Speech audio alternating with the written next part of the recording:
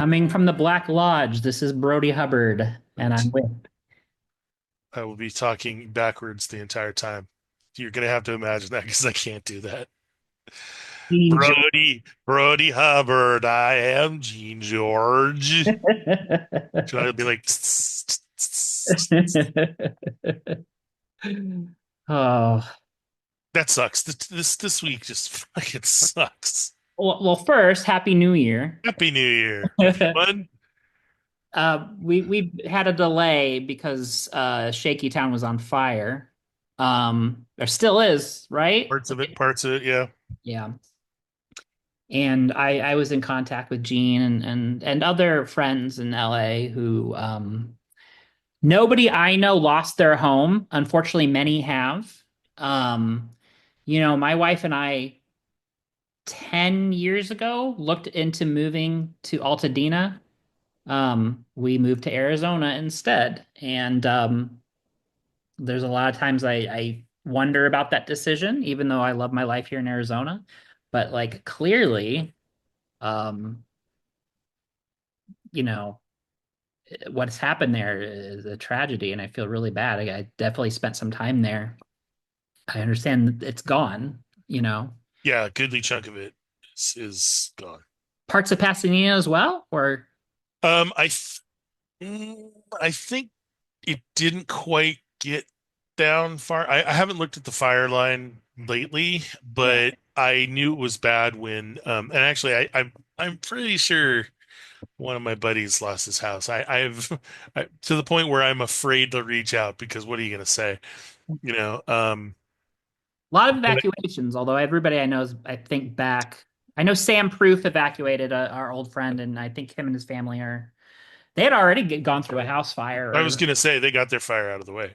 ugh, yeah, not Uh, been here. yeah, no fun. I didn't realize I, we had the worst we had here on the flats is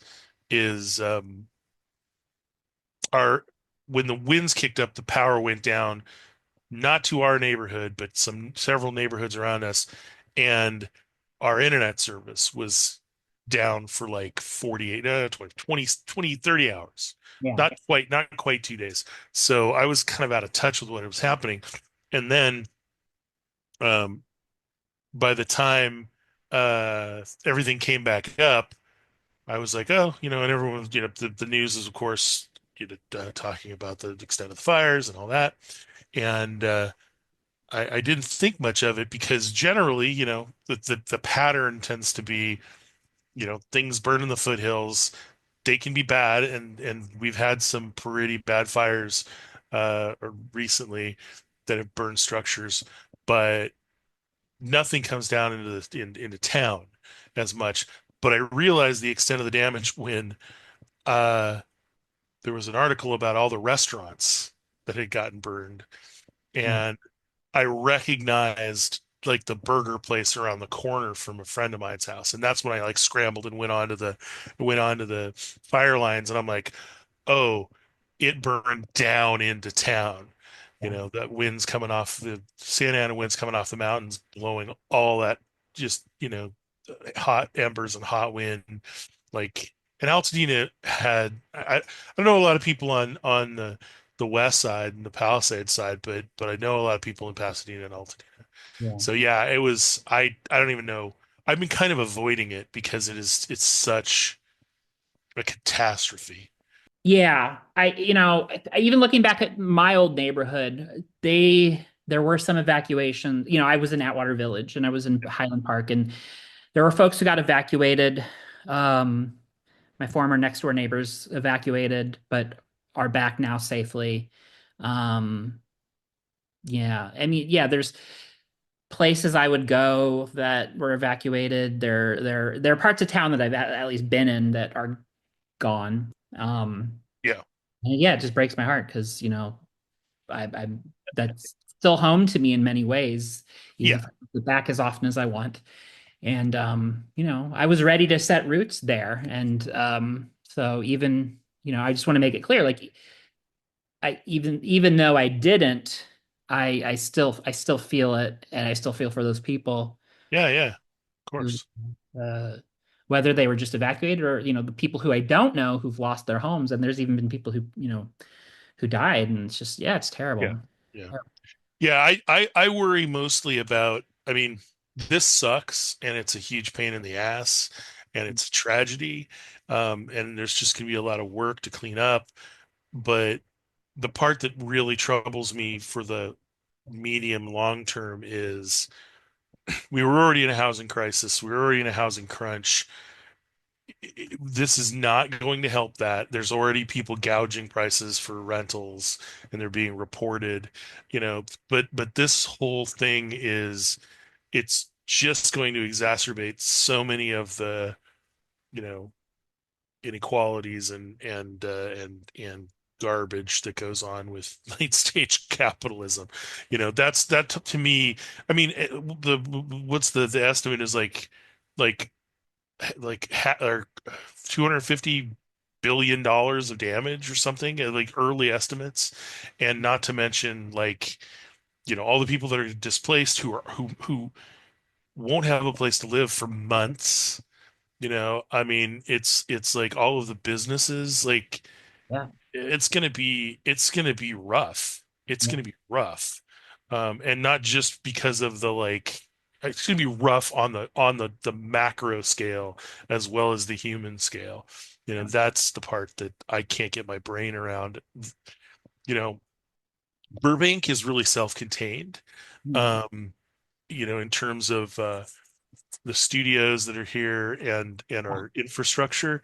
Um, but as has been pointed out by a lot of folks in the entertainment industry, most of the folks in the entertainment business who lived on the Palisade side or the Altadena side, they're blue collar. I mean, everybody thinks that people who work in television or the or movies are rich, and it's like, yeah, 2%, 1% are multimillionaires, but most of these folks are just you know they make a decent living and they're effectively what counts as middle class in That's how this whole show started us, is us talking about that and to those yeah, people. yeah, precisely, and you know the recouping those losses is going to take years and years and years, and it's probably going to drive good people out of a town that needs good people you Yeah. know Yeah. Yeah. So who knows? The medium long term is going to be ridiculous, Um, probably. one of the casualties allegedly of what's happening, people are linking the air pollution to David Lynch's passing because he was, Yeah. Emphysema for years and years. yeah, yeah. And this, we don't know for sure. I think it's It speculation, but it's been, it can't have helped. It yeah, can't have helped. I mean, that's the thing is whether it's the proximate cause or whether it was just another drain on an already overtaxed system because of it. Emphysema just sucks. yeah, Yeah, I would put that there. I would put that there. I mean that again, not I don't know if we're going to be able to say for sure, but it doesn't really matter. It's just it sucks. yeah, yeah. And it's indicative of, what people are already going through with pollution, um, it's odd because I live in a place that some days has worse air pollution than Los Angeles. And we have these discussions within my family about like, well, where I'll say like, didn't we move partially to get like, I mean, we had to, we made choices, but like, wasn't part of kind of the selling point of this place was like, oh, we're out in quieter areas and better air quality and better traffic and all this stuff. Better, job market isn't as hard to break into, and it's like that's just not how life is here or in America in 2025. And like you said, these things happening just exacerbate problems that are already there. I hear politicians like saying, "Oh, well, maybe we'll give California aid if they, do this." Like, people already using it as a, yeah. Eat several dicks. Seriously. And it feels like a very bad time, a very sad and scary time. We're by I think the time this airs, actually probably the day this airs is I think inauguration day for Trump, and you know, Yeah, the idea, I mean, it was already going to be bad enough. yeah, We were already in a place where the prevailing winds were towards a corrupt oligarchy. yeah, With with ABC settling that whole, defamation suit, right, with all these rich people throwing money at, God Emperor Trump, and all of the Project 2025 bullshit. Trump's a fucking buffoon. yeah, But the problem is in this second term, all of those idiots that were behind him now have been replaced with people with an actual agenda who are going to do the things that they need to do to get that agenda enacted. And we were already there, and have, you know most a huge chunk of Los Angeles burned down doesn't put us in California in a very good position. Um, I don't think I ultimately don't think this quid pro quo bullshit is going to stand up even in a Trump-packed Supreme Court, um, simply because you can't do that. Like I know he's going to try, and it's just going to again make things more of a pain in the ass, in my opinion. I could be wrong. Things could collapse completely, and things and he might get his way by stamping his tiny tiny feet, but I don't think you can do that. yeah, You know? And I think that the longer all of this kind of percolates through my brain, the more I just say no. Just say no. Just say no. When he says something stupid, don't do it. It's the whole and the troubling part is that was that the don't comply in advance with fascists, right, and seeing all these people who are doing exactly that, who are like oh CBS is the latest. CBS is the latest. Don't thinking of settling the 60 Minutes lawsuit with Trump because they want approval for a merger down the line. yeah, That's bullshit. yeah. I have some more to say about the social media aspect of things. Yeah. Before we move on to that, any David Lynch thoughts you want to share as a fan? I've shared mine online, like from Elephant Man when I was a little kid to Twin Peaks when I was a slightly bigger but still little kid to now. He's definitely been an influence, his filmmaking and storytelling for me. But any Yeah, thoughts? I mean, the thing about, I think Eraserhead or Blue Velvet were the first I can't remember which I saw first. I think it was Eraserhead I saw first.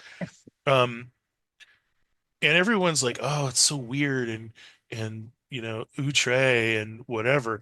But the thing that struck me, and the thing that I've always liked myself, is creating these very specific worlds. And that world, all of his films have that very specific, that he explored a lot of similar themes through his movies, but but they were always packaged in a way that they were a discrete world. That weird ass world of Eraserhead is super internally consistent and super, just the way it looks and the way it feels, and that sort of grubby, like Barton Fink reminds me of that sort of claustrophobic, the claustrophobic kind of. Barton Fink's specifically set in a time period, but that, like, Eraserhead set in some time, could be the 30s, it could be the Yeah, 50s. It's but that to me, he did that better than almost any filmmaker that I could think of. Is that his vision was so discreet and always interesting. That's the thing that I will, that I treasure, that I saw in his work from the very beginning. You know, eh, we're not even getting into like any of the challenging ideas or and any of the themes and things like that. Um, but yeah, that's going to be there's not very many people who do that kind of work and are Yeah. able to do that kind of work. It's funny that you mentioned Barton Fink because I was thinking about Raising Arizona in a context of, you know, somebody had online had mentioned like what are some David Lynchian films that David Lynch didn't actually helm. And I know Raising Arizona is a comedy, and I know Nicolas Cage was, but was a Lynch collaborator on Wild at Heart. And when you talk about kind of Americana and an ambiguous time period and an aesthetic, you know, I think, and this might be controversial for some. I think Wes Anderson counts as that too. Whether or not you enjoy his movies, if Yeah, no, no, no, he may be definitely. too twee for a lot of people, but like, so, and Wes Anderson definitely doesn't go too much that I can think of off the top of my head into the kind of dream logic that like Lynch did. Certainly Lynch had that cornered, but Yeah, but definitely, I mean, I would say the Coen brothers, I say Wes Anderson, they are all very much cut from the same cloth of that their world building and rigor in adhering to their vision um is similar like I said, this is just, and again, this is just the first thing that I thought of, when he passed, is that's what I loved about his work first and foremost, and then everything else is gravy. you yeah. know it's like, you know yeah. I mean, So George Lucas wanted him to do Return of the Jedi. John Carpenter and him were friends and ate at the is it Bob's Big Boy?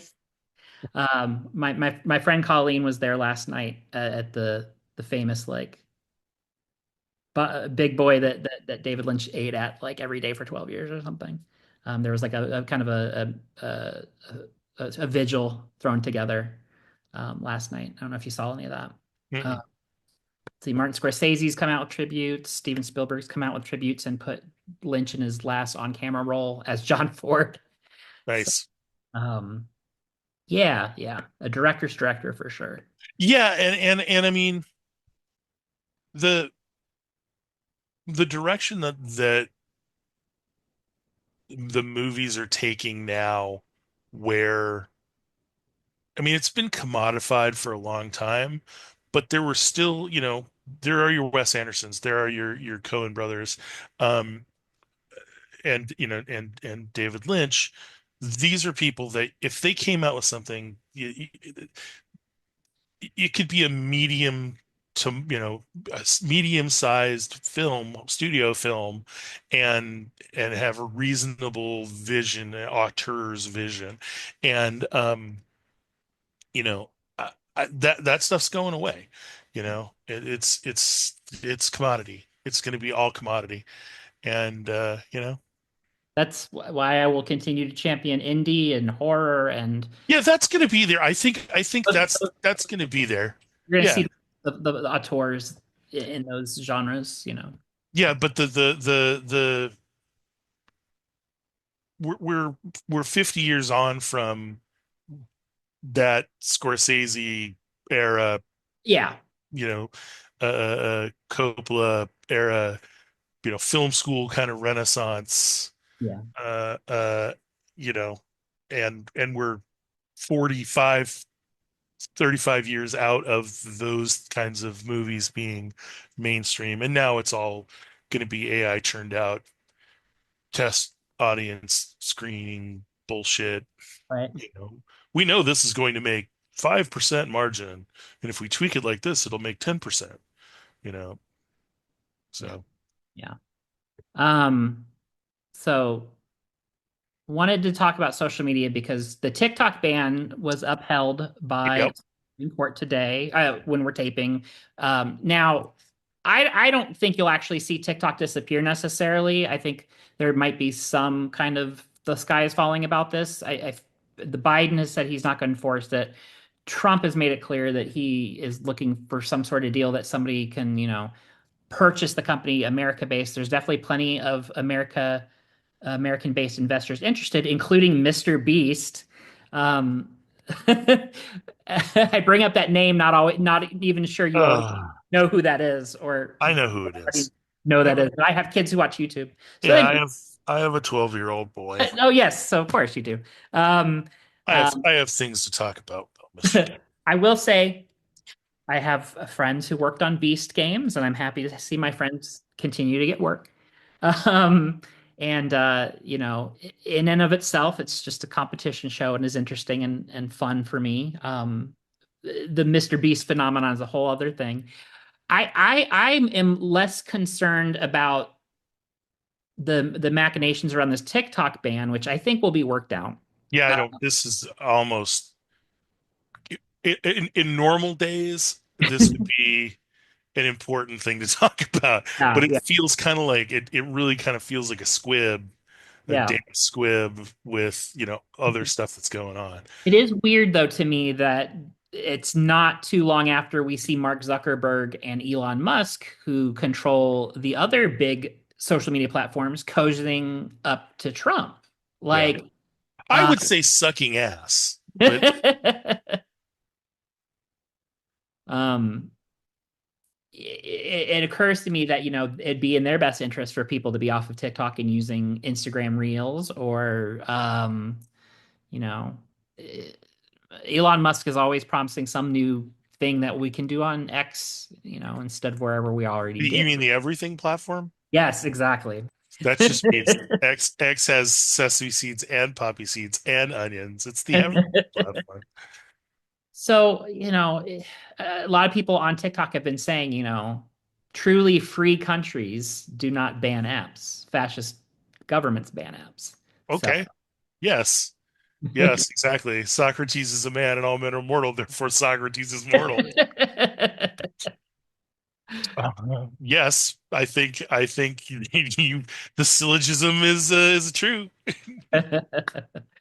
I want people to have a voice. It's harder nowadays than even when we first started this show to have a voice online. We were a couple people, of not many, doing something on YouTube, and so we Yeah. had a nice little chunk of the audience. Obviously, the I've talked about many times, I've written about this, is that the celebrities who came on our shows started their own podcasts, and because of their celebrity, you know, podcasts Yeah. become much Yeah. more mainstream, commodified thing, and it was harder for the little guys. And like, same with social media. You've been doing your own experiments with short form and seeing what can go viral and what can't, and how many views. Our Caitlin Clark episodes are most watched YouTube ever, so that was pretty wild. Um, but yeah, so it's just to see at this particular time a platform that's used for many voices and that people even have made more money off of than they have necessarily YouTube. Although some people have reported that they've gone on YouTube since the TikTok ban and are surprised to find that their content is carrying weight there. Here, Hmm. you're watching us on YouTube if you're Yeah, watching yeah, us. yeah. And like, oh yeah, I made more money in my first couple weeks on YouTube than I have in TikTok in a while. So it just seems sinister. The whole thing is what I'm trying to say. Well, yeah, I agree. I think the sinister aspect, like I bit my tongue when I was chewing gum, and I don't have to. When I say things like sinister, I hit my teeth on the spot that is. Anyway, my mouth hurts. The sinister aspect to me, and I think this is reason. This is unfounded conspiracy theory, not conspiracy theory, but here's my thing. My thought on it is I think Zuck and Elmo are not worrying about it because everything is of a piece. I think that the millstone that grinds out the money, it doesn't matter whose millstone it is, because most of the stuff that's being made from your TikToks or your Threads or your Blue Skies not so much, but your formerly known as Twitter, um, it's not necessarily free speech or even the messages that go back and forth. It's gathering user data for your stupid AI. It's all the other stuff. I haven't had a chance to read this article, but I saw one talking about the potential reasons behind why these asshole tech billionaires are asshole tech billionaires, because they are pushing towards this not transhumanist per se, but this digital revolution that they think is going to happen, and it doesn't matter what happens to the peons in the techno serfdom. Yeah. That whatever happens, they're insulated by their money and power, and they can go do whatever cockamamie bullshit they want. They could build rockets to go to Mars. They could build an AI that, steals everybody's shit. And what's his face? Altman was in that too. Yeah. So again, I think I just read the lead of the article, but I feel like that's why there's not a hue and as much of a hue and cry on the tech side about TikTok. It's not like they're getting rid of a competitor, because I feel like that is a big swirling morass of it's doing its job regardless. You Right. know, um, you know, whether the People's Republic of China controls it, or it still benefits our technical overlords. Yeah. So ultimately it's going to be what it's going to be. um but I really do, I what I hope comes out of all of this nonsense, the Trump nonsense, all the tech nonsense, is eventually people realize that they can burn things down. They can general strike. They can take the power away. I will, before I forget, the other thing that really bothered me this week from a tech standpoint is Biden signing that infrastructure bill for cyber space protection and infrastructure security. Part of it's okay. Obviously, cybernetic attack infrastructure and security is great, but part of that is also going to um, promote, promulgate, and expand the ability of like crypto bros to make fucking more crypto farms and protect that from by the government. And all that shit should be fucking banned, because it's fake money, it fucking wastes energy, it warms our planet up faster, and fuck those guys. It's like that part that Biden's going to go down in history as a shit president, but Trump's going to be the shittiest president. But that, I think, is mark my words. I don't want to be right. That's going to be the thing, one of the things that fucks us. Yeah. You know? Yeah. So yeah, that to me, of all the tech news, I feel like that infrastructure executive order is the worst of all of that fucking news. Anything that makes it easier to mine crypto and easier to waste money and water and power is to enrich the worst people on the planet, is like fuck that. You Yeah. know, it's like literally like I would rather see people knocked down in the streets and have their kidneys harvested. Like that would be less intrusive in the long run. Anyway, yeah, rant over. No, it's bleak times. I'm taking refuge in unrivaled 3-on-3 women's basketball starting up. Will have already aired by the time this is aired. Yeah. Um, um, I've kind of unfortunately taken a pause on a lot of the horror stuff I would be doing. Like this is supposed to be Giallo January, and Yeah. I usually kind of watch a bunch and report on a bunch, review a bunch of giallos. Don't think I'm gonna get to do that as much this year. This, and then I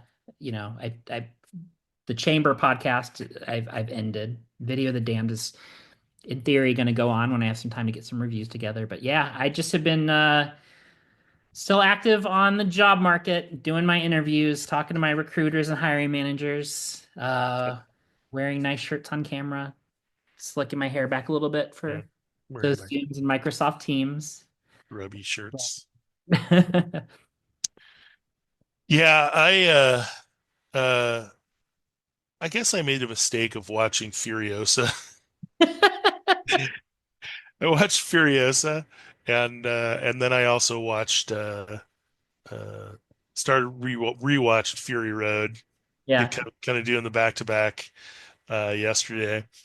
And yeah, that's just in retrospect might not have put me in the best headspace because I'm just like, yeah, I used to joke. I used to joke that we're like two TV seasons away from The Running Man. I feel like we're 2 or 3 years away from like the beginnings of Mad Max. I think we're That's a like few episodes away. a couple episodes away. I Yeah, mean, uh, yeah. I think one indicator of that is that Squid Games, which was this great like anti-capitalist Korean work of art, has been so commodified that there's Well, like have you seen the Taco season? Bell ads for it now.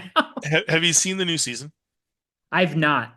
I, The I new I season, enjoyed the first season. the new season is good. The new season is good. I have not engaged with any of the fucking nonsense around it because that is again like there is nothing that money will not try to make more money off of. My kids are That's like, "Oh, the Squid Game Happy Meal is only available in Australia." I'm like, "Excuse me?" yeah, the Squid Game Happy Meal. Although, if any place deserves the Squid Game Happy Meal, it's Australia, where like a full third of the plants and animals down there can kill you anyway. Like, what's the squid game? Oh, no, it killed like 3/4 of us. The Australian Squid Game would be hilarious to watch. Yeah. They would all just murder each other like at the very beginning. What do you mean we need to get more money if we kill each other? We're just killing each other for fun. No, Mr. Beast. Let's talk about Mr. Beast. We have just a couple minutes left. Tell me. I got quick. I got it. This is quick. Yeah, yeah. Tell me your Because Mr. Beast thought. he came up. Um, my son likes to tell me about the latest Mr. Beast stuff, to which I usually go, I don't care. Um, one of the few times that I just kind of shut him down. But he said this. We're driving to school, and he said this. He said, "Oh, Mr. Beast did some philanthropy. He uh, he bought a bunch of people prosthetics." And I said, that's cool. However, shouldn't we live in a world where a Google funded YouTuber doesn't have to be the person who's providing necessary medical equipment to uh to people who need prosthetic limbs? And it's like that to me is the whatever Mr. Beast does, whatever he's part of the problem. Okay. He's not Willy fucking Wonka. He's Google owns YouTube. YouTube pays Mr. Beast's salary. Whatever his look, the His dude's Amazon deal. the dude's been into crypto. The dude's working with some of the worst fucking people in the world, the Paul brothers, and doing fucking fake Lunchables that suck even more. Somehow managed to suck even more than Lunchables. Like you know, the dude's another bogus monstrosity that's born of tech. I want people who work to be able to have something to show for it, and not be like, "Oh, I'm going to be a YouTube star and make millions of dollars like Mr. Beast." Yeah. Like, yeah, fuck that shit. It's like anyway, yeah, so that Mr. Beast thing, I generally when Mr. Beast comes up, I am dismissive, to say the least. Yeah. No, I But feel you. that last bit was a little too much for me, where it's like, herein is the problem. People need prosthetic limbs and they cannot get them. So they have to rely on the largesse of Mr. Beast, or the largesse of Jeff Bezos, or the largesse of Elon Musk. That's not the world I want to live in, No, for you sure. know? Anyway, there you That go. there's our mission for Shaky Town 2025. We're gonna make this a world Luigi Mangione. What? that live in. That's Italian for Hey. don't censor our content, please. No, Um, just said Luigi Mangione. I didn't say anything in regards to whether it's positive or net positive. No, uh, the time went by too fast, Gene. I'm it glad did. to see you. A happy New Yeah. Year, Happy New Year, man. at least New Year. Yep. Fighting got to killing got to Warren, and that was damn near the end of us all. Now we got now we got two men with a gut full of fear. Anyway, yeah. We'll make more of these. Yeah. We'll keep going. We'll be here. And Until the man shuts us down. pretty much till Jimmy, Mr. Beast shuts us So down. Mr. Beast buys Shaky Town. Would I sell Shaky Town? Would you sell Shaky Town if the price is right? No. Fuck them. I'm going down with the ship. Go down with the ship. Exactly. Yeah. Oh, Gene. Oh, Brody. I wish you and yours well, Yep. and, Back at you, man. and we'll talk again soon. Bye bye. We are back on the YouTube channel. We are back in the podcast feed, and we are also on social media on X and on Instagram at Shaky Town Radio. There's a blue sky as well, so check that out and read up all on the archives at shakytownradio.com.